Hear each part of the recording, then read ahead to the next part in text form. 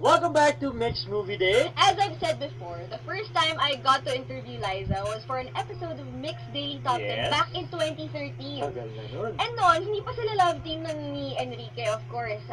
She was guesting for her appearance sa Must Be Love, yung Okay. film nila ni Casniel. Siya yung third party pa doon. Tapos tinanong ko na sa kanya, what if ikaw, magkakaroon ka ng sarili mong ka-love team? Yeah. Who would you want to choose? And speaking of love team naman, kung ikaw papipiliin ka na magiging ka-love team mo, sino ang pipiliin mo? And do you remember what your answer to that was, Liza? Feeling mo ikaw? Ano ba yun? Sino ba yun? Sabi ko sa Mindy. Wow, talaga, love team. Sino ba yan? Ito yung footage eh. Talaga, pakita nga natin. Share mo naman sa mga mixed viewers natin. Sino gusto mo maka-love team?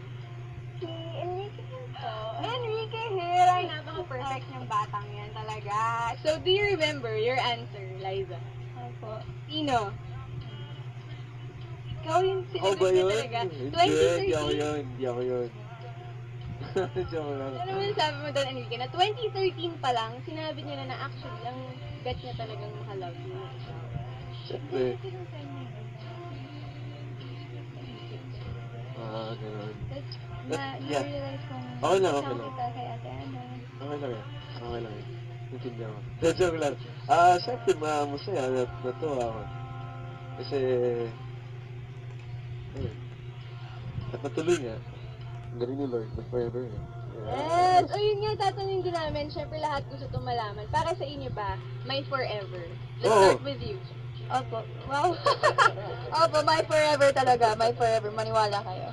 Enrique. Ako naniniwala ako sa may forever. Yung ibang tao sinasabi na walang forever. Para sa inyo, pero para sa akin. Yeah. Alam mo ay kahit wala ako doon sa interview, ramdam ko pa rin talaga ang kilig na binibigay ng Liz Ken. But another big part of the movie is the music. The theme song entitled Smile in Your Heart is performed by the handsome boys of Haran.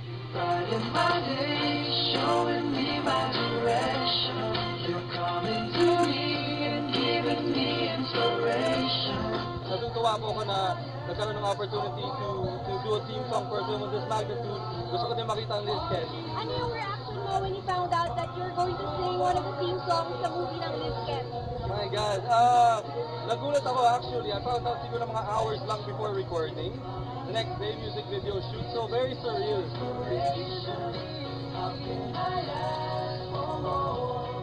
Nakaka-overwhelm kasi pinagkatiwalaan ulit kami. This is our second time na kumanta ng OST para sa isang malaking movie ulit. Binigyan kami ng lakas ng loob na gawin itong project na to kahit na alam namin na mas maraming deserving na pwedeng kumanta nito. And maraming salamat Star Cinema, Star Music, and ABS-CBN. Maraming salamat po. Buong Haranay, nagpapasalamat sa inyo. We love you.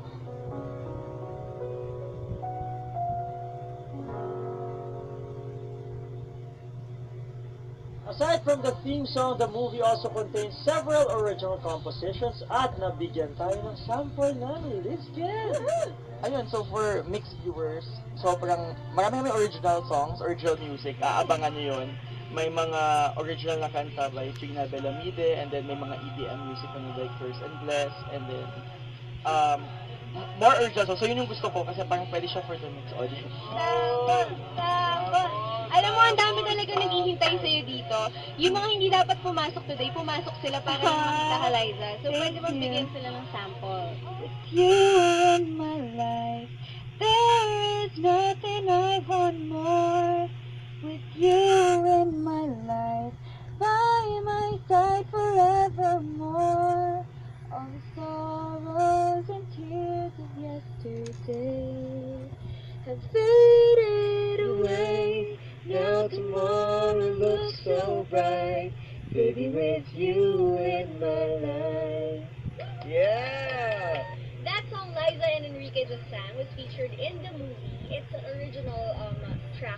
And talagang dun sa movie, nung piniplay na yung song na yun, lahat talaga nagpipilian na Naku, sinihan. sigurado yan. Yes, ang ganda na ng movie, ang ganda pa ng eksena. It was really just a perfect combination of those two. So, guys, abangan nyo yan. So ikaw, Aye, napanood mo na pala itong movie na Just the Way You Are, ha? Twice! Twice na! Oo, nung red carpet premiere, tapos block screening si Directed, in-invite din kami. So parang talagang alam ko na yung buong story.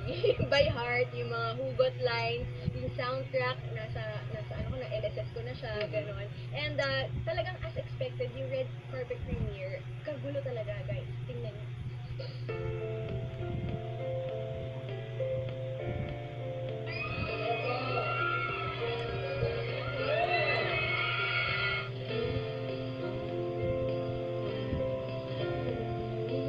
Malakas daw, malakas.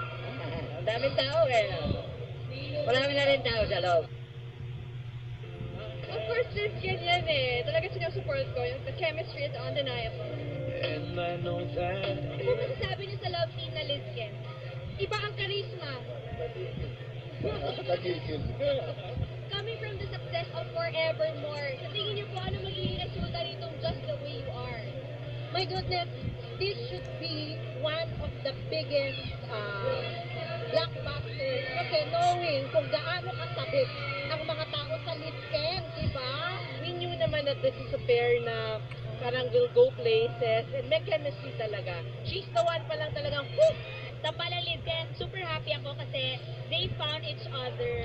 Actually, hindi ko rin na-expect to at hindi rin kami makapaniwala ng kanyang discover. Eto, sabi ko nga sa kanya, lahat ng mga nangyayari sa iyo niya, anak, gawin mo na lang panghugot yan para maka-arte ka, makaiyak ka ng totoo.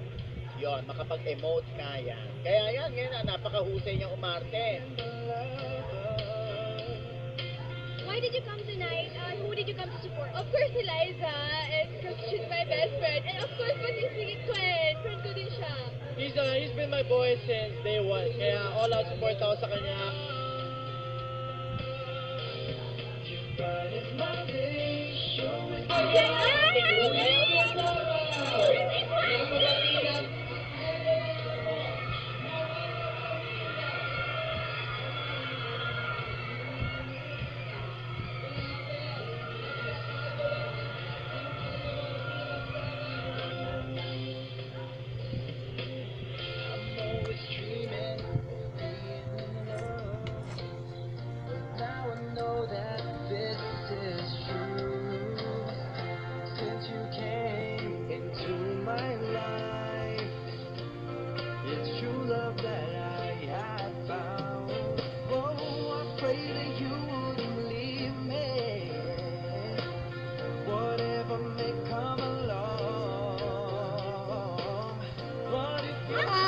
Nakakilig, sobra.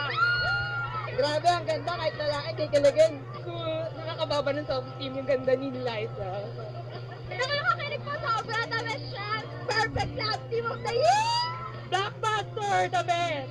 Kilig na kilig ako, hindi ko pansin, naihina pala ako sa kilig.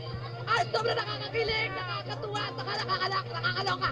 Nakakakilig, sabi yan, Enrique. Because I'm supposed to be partial, so I shouldn't be saying it. But it was really great. It was better than I could imagine. How proud of you. Oh, completely proud. And his father, who is my brother, he would have been so proud of his son.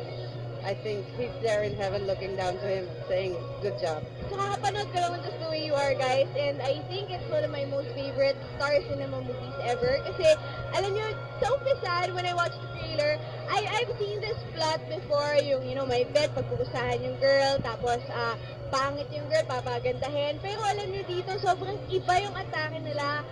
They made it work. Ang galing-galing and super nakakakilig ang Lizken, guys. And of course, ang pinaka na-surprise ako is that ang galing ng pag-arte dito na ng Lizken and all the other cast members. Kasi ang daming beses na paiyak talaga ako. Yung buong cinema, dalang-dala nila. Parang may isang sumigaw nga na parang ano ba to, parang prayer meeting na ba to kasi talagang halos bawat line, ang dami nag-react, parang may response. Kahit hindi kayo Lizken, I think you will be fans of Lizken and I think you will love this movie. So guys, panoorin nyo na. Just the Way You Are is now showing in cinemas and I am sure na magiging box office hit ito, For guys. sure yan, itaga mo na sa bato, Oo. Inaabang ko na nga yung susunod na Lizken movie. Grabe! But don't go anywhere, guys, because when Mixed Movie Date returns, we feature 2 horror flicks opening in cinemas this week and a love team we've been waiting for.